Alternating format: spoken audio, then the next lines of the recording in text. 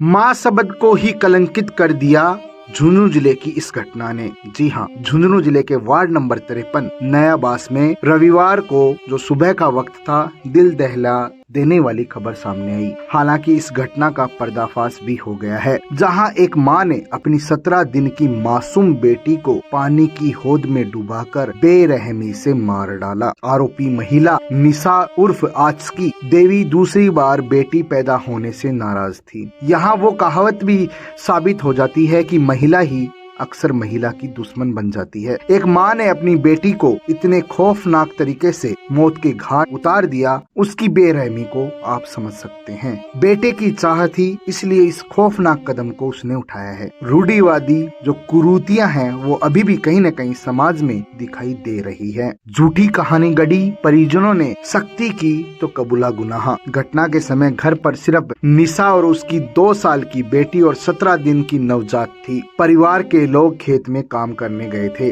सुबह करीब 9 बजे निशा अपने जेठ को फोन कर बताया कि कोई उसकी बेटी को उठाकर ले गया है। परिजन घबराकर घर पहुंचे और तलाश शुरू की। जब कोई सुराग नहीं मिला तो पानी की होद में देखा, जहां मासूम सोनिया तैरते हुए मिली थी। कितनी दर्दनाक घटना ये है, आप समझ सकते हैं। माँ के नाम पर कितना बड़ा कलंक लगाया है वो इस बात से समझा जा सकता है कि 17 दिन की मासूम को कितनी बेरहमी से पानी की ट्रंक में डुबोकर मार दिया जाता है। उसकी लाश पानी में तैरती हुई मिलती है। उस मंजर को देखने वालों के रोंगटे जरूर खड़े हुए होंगे। उन पे क्या बीती होगी वो ही लोग समझ सकते हैं। 17 दिन पहले उस बेटी के जन्म पर जिस परिवार ने खुशियां मनाई होगी, उनको क्या पता था कि जन्म देने वाली उसकी माँ ही उसकी हत्यारन निकलेगी, उसकी हत्या कर देगी, और वो भी इस खौफनाक तरीके से। परिजनों ने पहले इसे हादसा माना था, लेकिन पुलिस ने संदेह पहले से ही जता दिया था और जांच भी इस संदर्भ में ही चलाई गई थी। घर का दरवाजा अंदर से बंद था। पुलिस को कहीं न कहीं संदेह जरूर हुआ इस पूरी घटनाक्रम को देखकर, क्योंकि घर का जैसे दरवाजा बंद था अंदर से, बच्ची खुद चारपाई से गिरकर होद तक नहीं पहुंच सकती थी।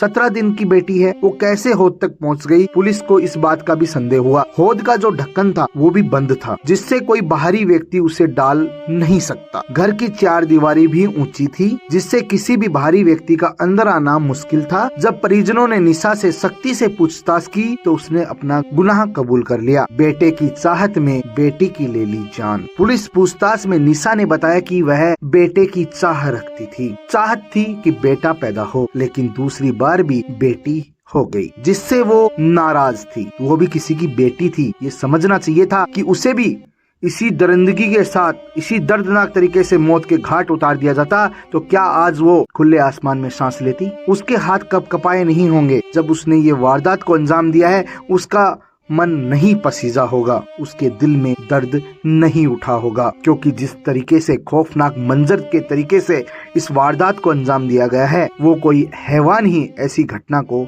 अंजाम दे सकता है। उसने परिजनों से कहा था बेटा होना चाहिए था, ये क्यों आ गई? एक माँ अपनी बेटी के लिए इस तरीके के शब्दों का इस्तेमाल करती है, तो उस माँ के लिए आप क्या कहेंगे? कमेंट बॉक्स में आप जरूर बताइएगा। कमेंट कीजिएगा कि ऐसी माँ को लेकर आपके क्या ख्यालात हैं, आप क्या ख्याल रखते हैं? एक माँ ने ऐसा सब कुछ किया, एक माँ ने एक बेटी को इस दरिंदगी से, इस खौफनाक मंजर से खत्म किया। पानी के होद में जब उसने डाला होगा तो वो 17 दिन की बच्ची जो ना बोल सकती है ना कुछ समझ सकती है, उसकी आत्मा कितनी तड़फी होगी। उस माँ से उसने कितने सवाल किए होंगे, उसका आखिर कसूर क्या था ये पूछा होगा उसने। अपनी अंतिम सांसें जब वो ले रही होंगी, अंतिम सांसें जब उसकी टूट रही होगी। पति पंकज सैनी की शिकायत पर पुलिस ने निशा के खिलाफ हत्या का मामला दर्ज कर उसे गिरफ्तार भी कर लिया है। पुलिस ये भी जांच कर रही है कि इस अपराध में कोई और तो शामिल नहीं था। आप लोगों की क्या राय है इस खबर को लेकर, वो आप जरूर बताइए, क्योंकि जिस तरीके से, जिस घटना को इस तरीके से अंजाम दिया गया है, इसकी क्या कड़ी सजा मिलनी चाहिए वो आप कमेंट बॉक्स में जरूर बताइए। लेकिन ये जो घटना है वो कहीं न कहीं उस मानसिकता को भी